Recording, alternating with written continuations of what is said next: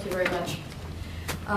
It's now my pleasure to flip and introduce Dr. Morris, who is chairman of our Board of Trustees, and he will be presenting the John Stearns Medal for Lifetime Achievement in Medicine to Dr. Richard Mayeux.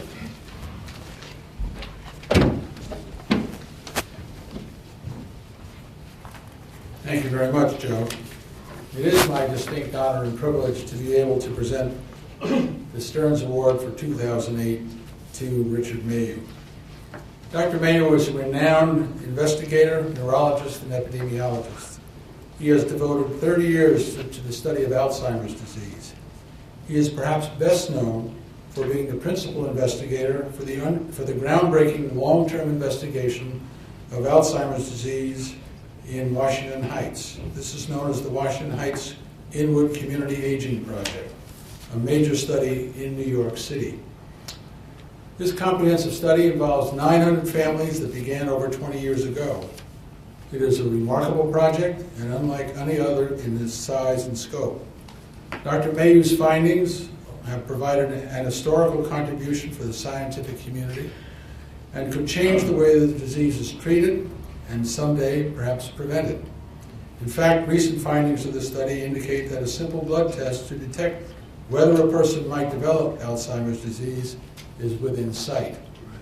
I'd like to call on a little technical help at the moment because I want to introduce a short clip concerning Dr. Richard Mayeux, and this appeared on NBC Nightly News.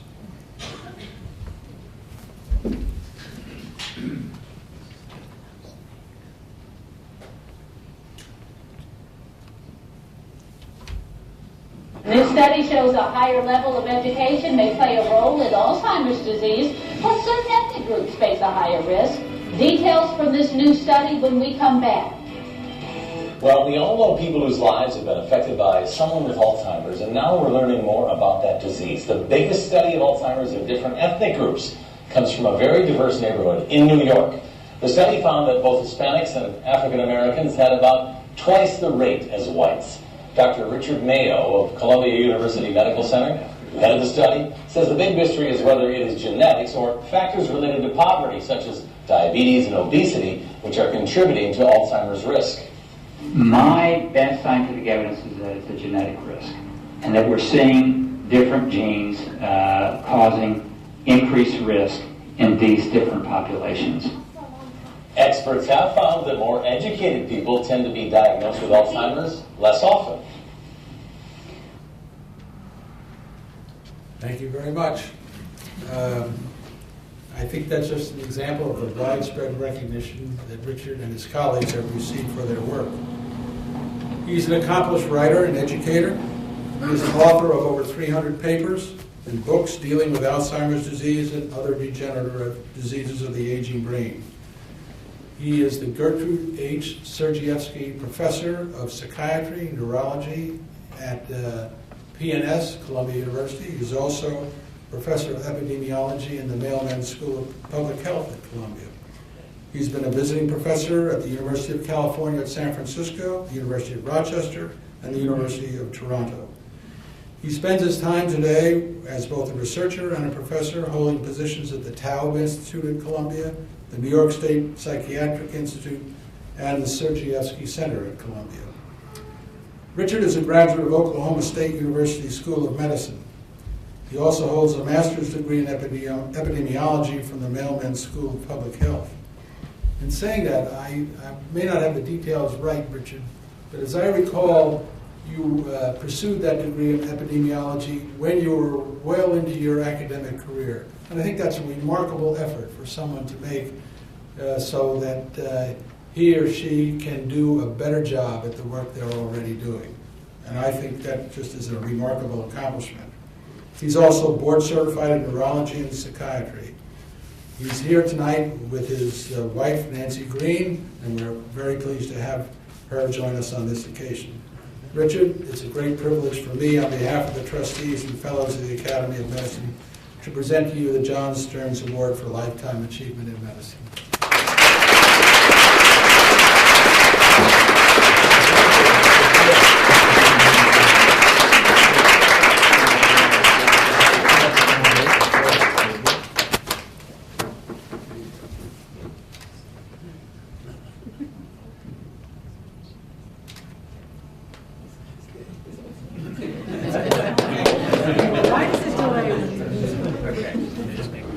Sure.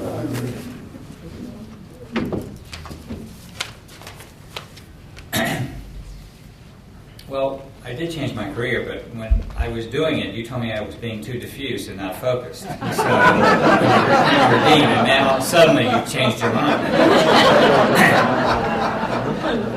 But it's truly a humbling experience to be a recipient of this award, particularly since I saw the list of people that preceded me: Victor McCusick, Paul Marks, Paul Beeson, Sam Thier, only to name a few.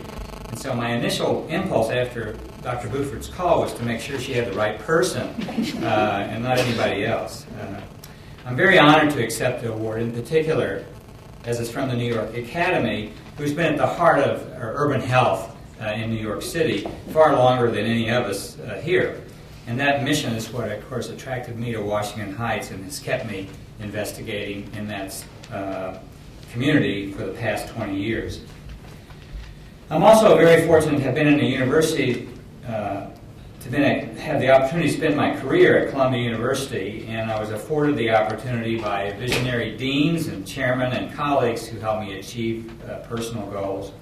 As Dr. Morris indicated, I took one sabbatical to go back to school, and I took another one later to go to Rockefeller and study genetics, so I've used the city well. And of course, I have great colleagues. Jakob Stern and Mike Shalansky are my two closest colleagues and have been lifelong friends. And I really thank the Academy for this wonderful recognition, and I thank my life partner and wife, Nancy Green, and for countless hours of listening to the repetitive ideas and theories and still being my friend when I need her. Thank you.